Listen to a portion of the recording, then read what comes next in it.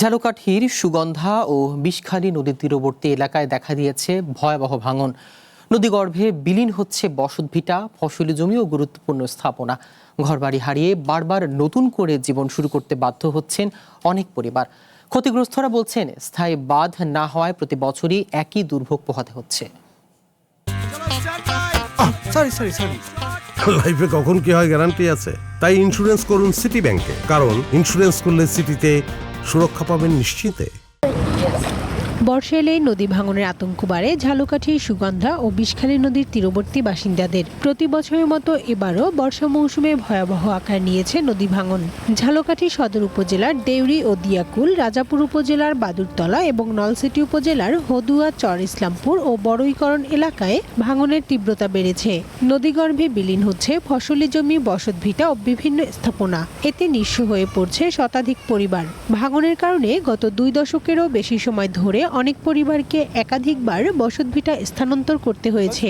বর্ষা এলেই নতুন করে ভিটেমাটি হারানোর শঙ্কায় দিন কাটে তাদের। ঘরবাড়ি সরাই নিছে, এরপর জায়গা জমি যেটুকু বড় বেড়তো আসলে সব নদীতে গেছে। খুব সুনামধন্য স্কুল ছিল, যে স্কুলটি সেটিও বিলীন হয়ে গেছে নদী ভাঙনের কারণে। একজন মানুষ মরলে হ্যাঁ যে দাফন দেবে এরকম জায়গা আমার ওই জায়গায় নাই। অন্যদিকে কাঠালিয়া উপজেলায় স্থায়ী বেড়িবাঁধ না থাকায় দীর্ঘদিন ধরে বন্যা, জলোচ্ছ্বাস ও নদী ভাঙনের কবলে রয়েছে অন্তত 10টি গ্রাম। স্থানীয়দের অভিযোগ, কোথাও কোথাও নামমাত্র বেড়িবাঁধ নির্মাণ করা হলেও তা টেকসই না হওয়ায় কয়েক বছরের মধ্যেই ভেঙে গেছে। ফলে পানি বাড়লেই বিস্তীর্ণ এলাকা প্লাবিত হয়ে কৃষি, বসতবাড়ি ও যোগাযোগ ব্যবস্থার ব্যাপক ক্ষতি হচ্ছে।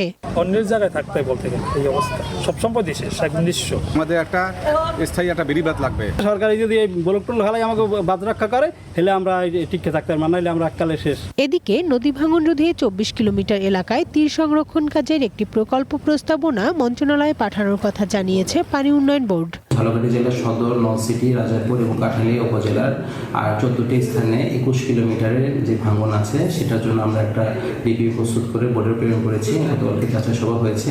সেই প্রকল্পটি যদি এখানে সবাই অনুমোদিত হয়, তাহলে আমরা আরও যে ভাঙন প্রভাবিত স্থানগুলো আছে এগুলো ভাঙনের কবলে রক্ষা করতে পারবো বলে আশা করছি।